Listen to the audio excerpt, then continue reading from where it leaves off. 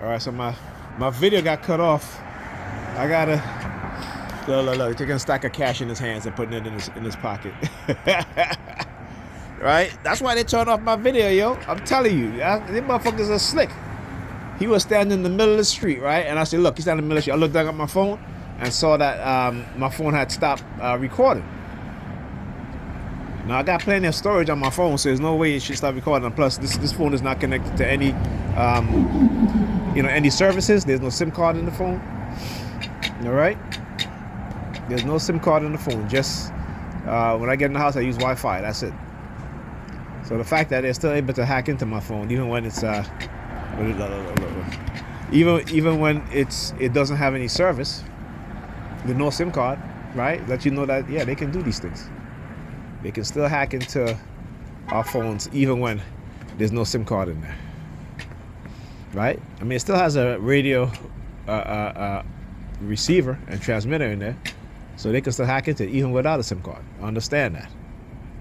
All right, this is what you call cognitive warfare. Look at the hand signals he's doing. Look. Give him the hand signal back, even though he's going that way. Still giving him the hand signal back.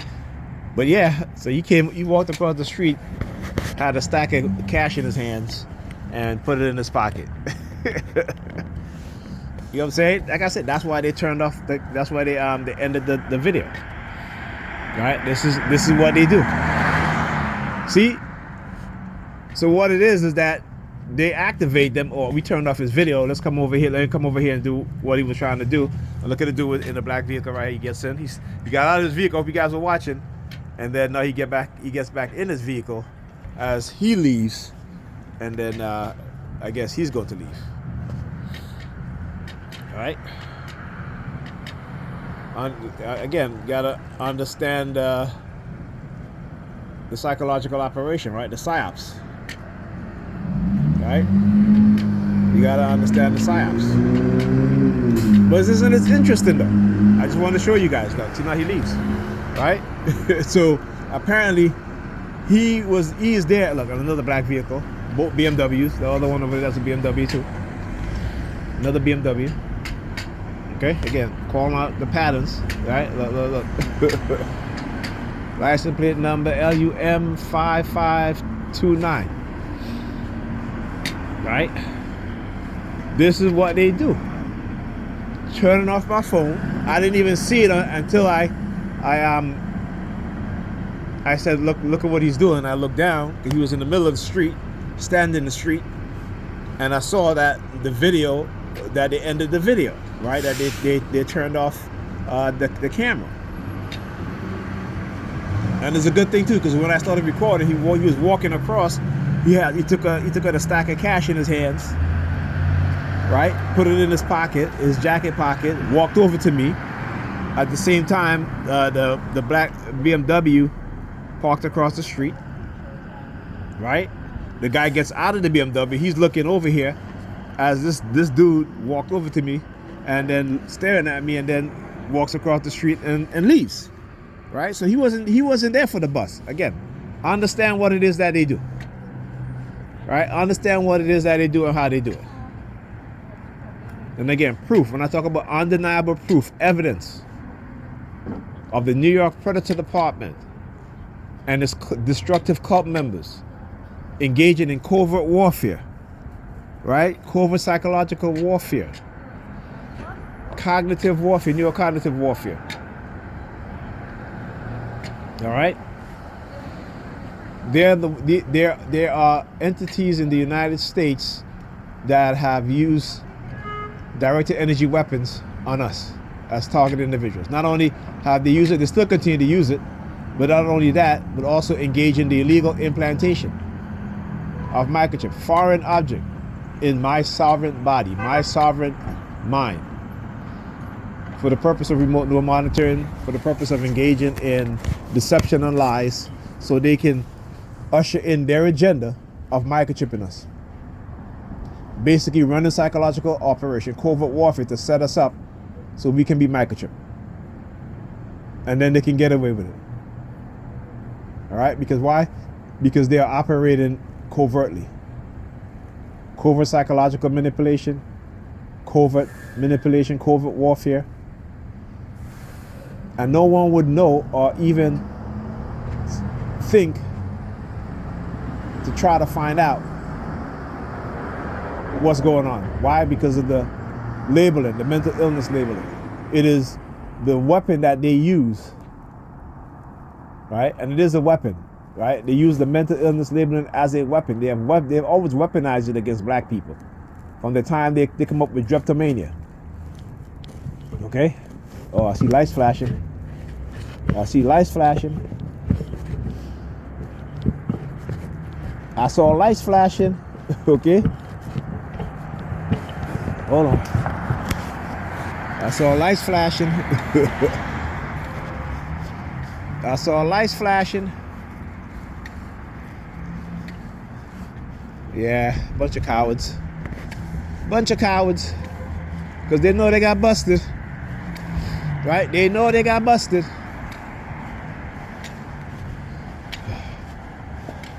They know they got busted. Okay? Oh yeah, I said whenever I say the word okay, they use their sirens too. Right?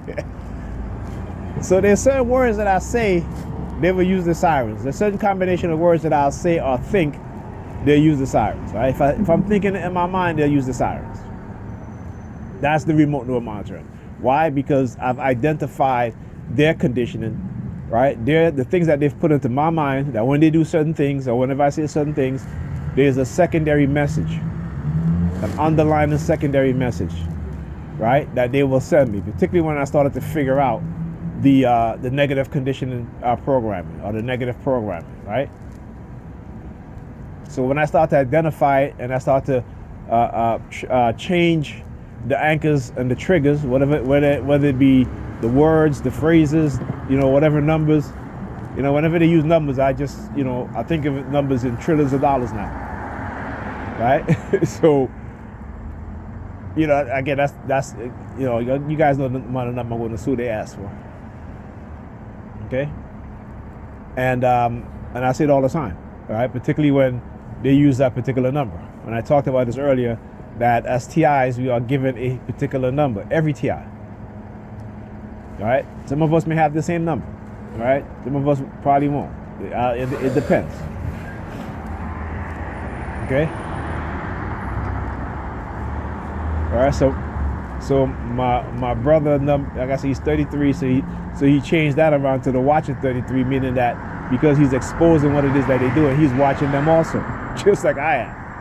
Right, so my number 32, I just changed it to the $932 trillion, $932 billion, $932 million, $932,000, $932.32. I'm gonna sue they ask for, right? And Alda is my number backwards, number 23. Okay, and so she had called me today to let me know that they had reduced the charge from a felony to a misdemeanor, but she's going to fight it, right? Because she said they're trying to say that she's harassing her neighbors, and she's not. Her neighbors have been harassing her. Her neighbors came close to her property. Okay? She had them on video calling her crazy and all this other stuff, and telling her that nobody in this neighborhood wants you here. Right? I keep telling her, I said you have the evidence. Right? And what they try to do is they try to use these neighbors. These are the predator police officers. Because the fact that they arrest you for that, which is ridiculous. Okay? You were being attacked and harassed, and you were in your home, and you just said out loud, if anybody trying to come up from behind me to assault me, I hope they get, what she said? I hope they get,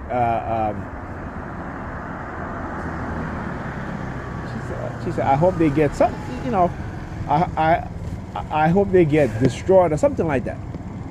And they called the cops and said that she made a threat towards them. Now she's in her home. She didn't see the person. It's not like me going up to that person and say, hey, I'm going to do this and this and this to you. Right? She said, I hope you get slaughtered if you're trying to assault me from behind. That's what she said. So I tell her, I said, they're desperate because as soon as the report comes out that the DOD has actually purchased what they believe to be the weapon that was used against the diplomats, the sonic weapon, they started attacking us in the most extreme way. And I told her, I said, they're desperate. That's why. They're desperate. Whenever these government agencies are conducting illegal experimentation, right? There are things that they will do to try to silence the victims, right? And one of those things is try to set you up, to try to remove you from the society so that no one will ask the question. And once you're institutionalized, that's it, no one cares. You can't get an attorney, nothing like that and again, they can experiment on you, or they can even try to remove the device to causing you even more permanent harm. Because sometimes, you may not know, they may not be able to remove the device. So that's why they have to try to show. I mean, come on, you charge them with a felony? Like, what kind of shit is that? A terroristic threat. She didn't make a threat to nobody. She said, if anybody comes from behind me trying to attack me, I hope you get slaughtered. That's it. And then she said, I heard a voice say, you threatening me? And then they call the cops. And they arrested her. I mean, it's ridiculous. And she said that these are the same cops that will always come whenever she calls or whenever they call, and so forth. So the fact that they know her situation, they know she's disabled, she's a little old Japanese woman, a Japanese American woman. Okay? I mean, she may have a mark on her, but, she's not a threat to anybody. You know what I'm saying? This woman is so, they've done her so much harm from her back. Me and her suffer from the same back issues. Also, her shoulders. There's a lot of stuff that's happening with her. Like, for example, the dryness of her bone, which happens to me, which I get a lot of crack in it whenever I move. Something I got to be very careful how I open my mouth when I'm getting ready to eat, because literally my jaw would start cracking out really loud, right? And I have to be very, very careful. And that's because of the being hit with radio wave microwave frequency. And what that does is that the moisture in your skeleton frame dissipate, right? So your bones become more brittle, right? Because there isn't a lot of moisture in there. So all my joints, from my shoulder, my elbow, my wrists, my fingers, my toes, my ankles, my knee, and of course my back, you know what I'm saying? My neck as well. I have to be very careful how I turn, how I move, particularly when I'm sitting up in bed, when I get up in the morning or what have you. And they know this because they have me on the surveillance. And every time my bone would crack, they would use the sirens. Just like every time I get the headache, when they have me on the remote monitoring and I yell out in pain, they will use the sirens. Now, what does that tell you? That while I'm being tortured, right, that they expect me to not say anything even though I'm in pain, that I'm not supposed to say anything because they use the sirens. And they could always use again, like I said, whenever they think they have the upper hand, all of a sudden, they're not using the mental illness thing. But when the shit doesn't work out, when I expose them in such a way that they can try to deny it, then they use the mental illness thing. So that's what they do. And they've taught our women to do the same thing too. Right? Whenever I didn't do whatever Pam wanted me to do, and we get into an argument, I believe you got a mental illness. But as long as I keep doing what you want me to do, I don't have a mental illness, right? Kendra from the Crimson Cure YouTube channel made a good point today. She played a video of a woman, the man is tired of her. He's like, I'm leaving. She's pregnant. She's like, why are you putting your hands on me? He's not touching her. She's in his way. She is blocking his way from leaving. And she's like, why are you putting your hands on me? Why are you hitting me? Why? And he's recording. He's like, I'm not hitting you. I'm trying to get my stuff and go. And she was like, just as how the predator police departments and the predator officers will charge you with resisting arrest, even though you're not resisting arrest, will say that you attempt to assault them when you didn't, right? When they stop you and they always talk about he's reaching for my gun when the person is not. And she made a very good point, and she said the exact same thing I just said, is that they have taught our women, black women, European women I should say, to engage in the same rhetoric and the same tactics. right? Because they know that they can weaponize themselves against black men and use the same racist system, right, to punish black men who don't want to listen to them or who don't want to be with them. So, you know, like I said, I'm not the only one that's looking at this and seeing this for what it is. Right? These women are operating with a dysfunctional, conditioned mind. And they don't understand, and they don't want to understand. You know, particularly when, you know, you have some women who get pregnant, they get pregnant, and they turn into a total different person. They turn into a monster, like literally a female monster. Right? And because they're pregnant with your child, they think that you're going to do everything for them. They think that, oh, they're going to, you know, a lot of times they do shit just to test the man out. Oh, it's 3 o'clock a.m. I'm going to tell him that I'm hungry and I want to get this. Let's see if he's going to go out at 3 o'clock in the a.m. to get me what I want. 3 o'clock in the fucking morning. They want this man to leave his house or his apartment to go get them some food. Right? Now, you go out at that time of night and your ass get robbed or even killed. They got no sympathy, right? Because they didn't think about that. All they thought about was their selfish needs. That's it. So black men, when they start acting like that, yeah, you need to let them know, listen, I'm not letting you put my life in danger because you got some damn craving. Okay? If you got craving, you got to wait until the next day, the next, you know, morning or afternoon, and then I'll go get you and fill up the fridge with whatever craving snacks you want. But this is the type of shit that they would do. You know, you see how some of them, they test their boyfriends out. Oh, I'm gonna get my friend to see if she can sleep with my man. You know, it's the one video of a young woman testing her boyfriend out. And the girl that she sent to try to see if he can cheat on him, he lied to her. She's like, listen, you're a good dude. I want him. If you don't appreciate this man, you doing all of this, you know, he's a good dude. Shoot, I'm gonna take him from him.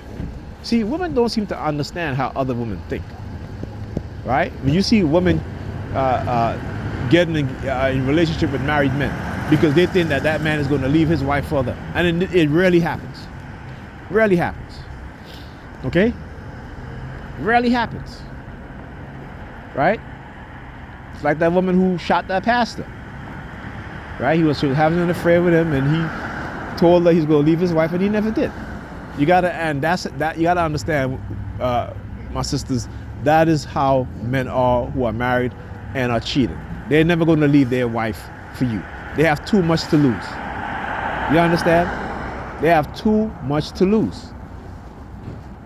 But y'all are just delusional. And the fact is that because you think you can take another woman's man, that makes you better than her. That's a lot of reason why y'all do the shit that y'all do. It's out of ego.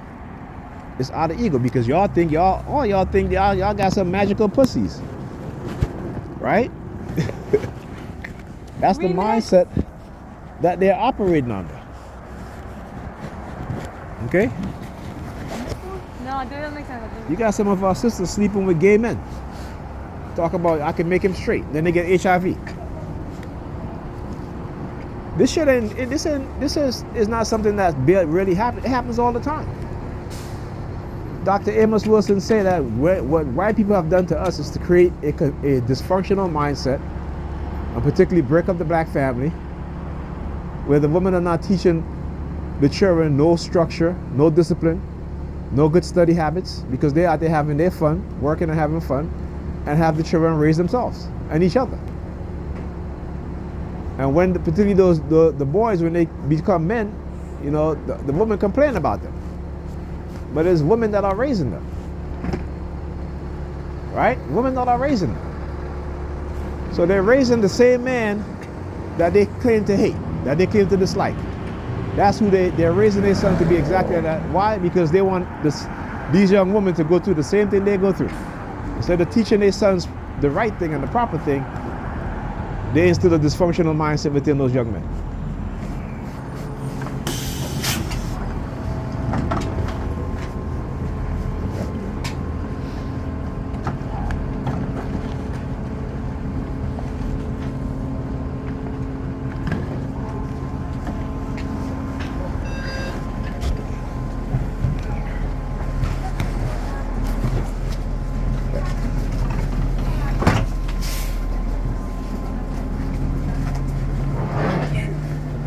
It's filthy.